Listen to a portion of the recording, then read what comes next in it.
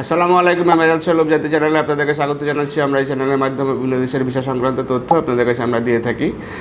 আমরা জাস্ট 1 মাস আগে উজবেকিস্তান নিয়ে আপনাদের সামনে আমরা প্রথম ভিডিওগুলো উপস্থাপন করেছিলাম। অলরেডি আমরা যে উজবেকিস্তানের ফ্লাইট সম্পূর্ণ করতে সক্ষম হয়েছি এবং সেখানে গিয়ে তারা যে কাজে জয়েন করেছে।